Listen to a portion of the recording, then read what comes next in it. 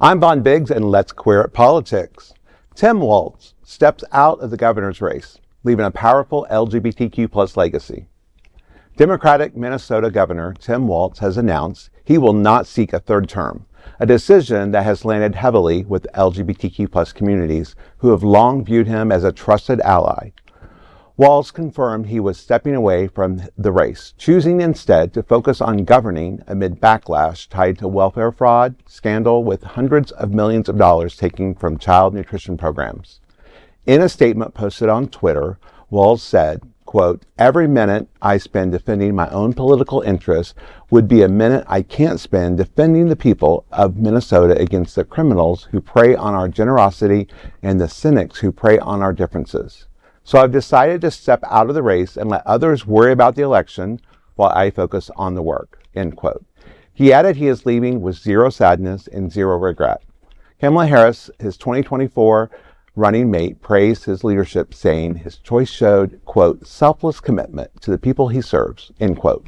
For LGBTQ plus Minnesotans, Walz leaves behind a legacy supporting a gay-straight alliance as a teacher, backing marriage equality, early banning conversion practices, protecting trans youth, and calling for repeal of Don't Ask, Don't Tell. His impact will be felt long after this race ends.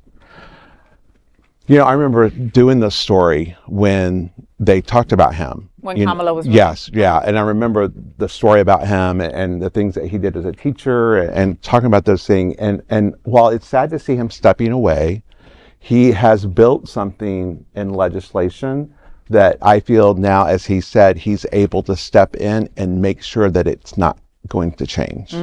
So I feel there's I always like to think the glass is half full, that there's a positive aspect to this, and that is he's going to make sure this last year that he's putting those systems in place to protect those rights that he's created. And, you know, in the future, we'll see what happens. But Francesca, you were mentioning before the show about how he's been put through the ringer. I mean, you know, 180 days or however it was, how many ever months he had running for vice president-elect with Kamala Harris, and the scrutiny and everything. I mean, he got demolished during that time, you know. I mean, it was like we heard about the great things that he did, but everybody was just also fishing.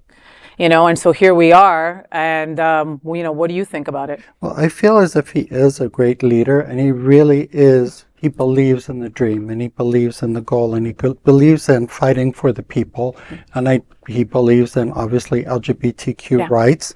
But I could understand how you'd also just get exhausted with the whole, you know, the rhetoric that's involved in politics and being front and center all the time.